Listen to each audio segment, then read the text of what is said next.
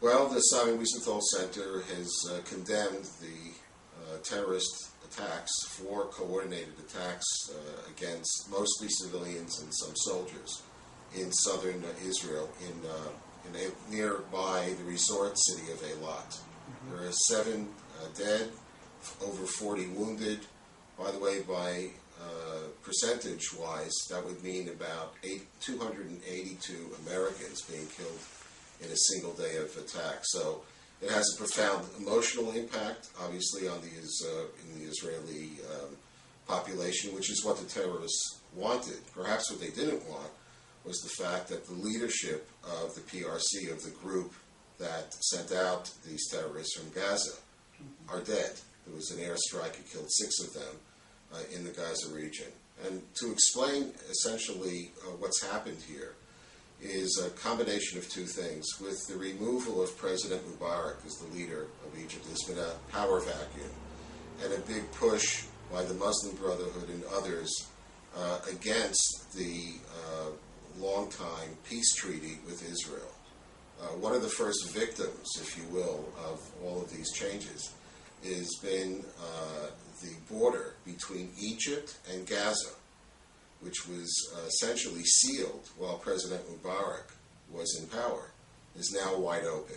And that means that Hamas and the other terror groups, who before that had to worry about tunneling underneath the walls to bring in rockets and missiles and grenades, now could basically drive the stuff through and across what is essentially an open border.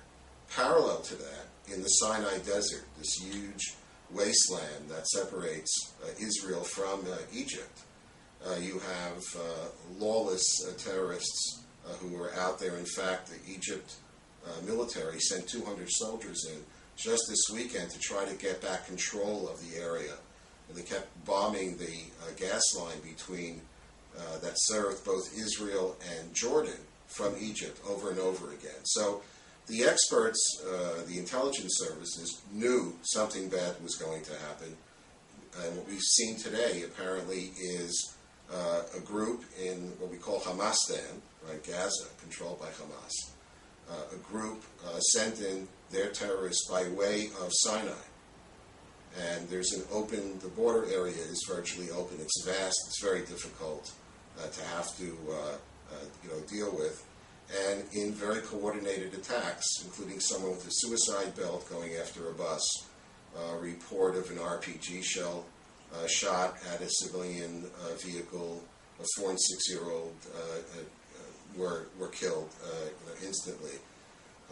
And apparently, according to the sources we're hearing from, one of the main goals was to try to kidnap Israelis and bring them back to Gaza. As you know, Gilad Shalit, an Israeli soldier, has been held there now, I think, for 5 years.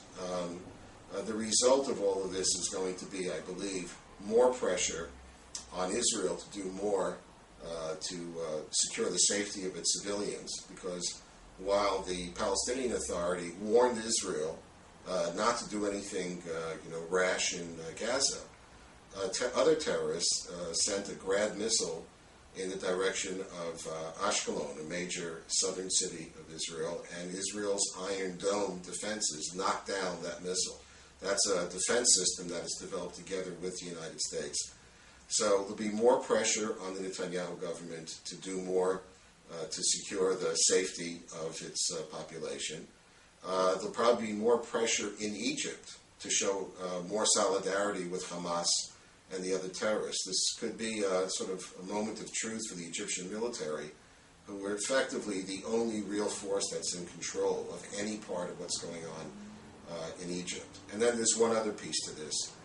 It makes today's attacks show what a mockery it is that the Palestinians are going to ask unilaterally for the United Nations to endorse a move in 4 weeks, that they should be recognized as an independent state with no borders, really, and based on a return of Israel to its pre-1967 borders. I think that any nation that's concerned about securing the safety of its own citizens and its own borders, including ours, here in the United States, should vote against that kind of initiative. And what it does really is it shows the fact that the Palestinians are frankly simply not ready for statehood, and reminds us of one other fact. You have President Mahmoud Abbas. He's the president of the Palestinian Authority. He's based in a city called Ramallah, which is just outside Jerusalem. He cannot go into Gaza. If he does, the extremists there might kill him. So the so-called president of an entity has zero control over an area called the Gaza Strip. Meantime, Israel's being pressured by the Obama administration and others to go into a deal with the PA where there'll be two states side by side. What we're really looking at is three states. And if and Hamasistan is basically today arming itself, making itself more and more dangerous, and its stated goal of Hamas and these other groups is the complete destruction of Israel. This is hardly the basis for any potential breakthrough on behalf of peace. Expect to see more confrontation in that region, and Israel's going to take a very, very tough stance to see to it that it can secure its southern border. And I don't want to give advice to President Obama, but if he were to ask me, I would say that the main focus today needs to be on Egypt's future. Where is the society heading? Will its, will the Arab Spring, yield more terrible results? Insofar, we need to understand one thing. Today's events could not have happened without the Arab Spring. That's not to say it wasn't a good thing that it happened, but it is to say that some of the forces in the world, terrorist forces, and the kind of training that we saw that went into this kind of an attack, points to Al-Qaeda type stuff, Taliban type stuff, Iranian-backed stuff, Hezbollah. These are the kinds of forces that America has been battling for years, and Israel cannot expect to just sit back and make believe that everything is going to be fine if it goes and shakes hands at the United Nations. Right now, the Palestinian leadership and Egypt should be hearing it from the United States, from the European Union, and the Middle East Quartet about stepping back from this kind of behavior. If not, there's zero chance for peace in the Holy Land anytime soon.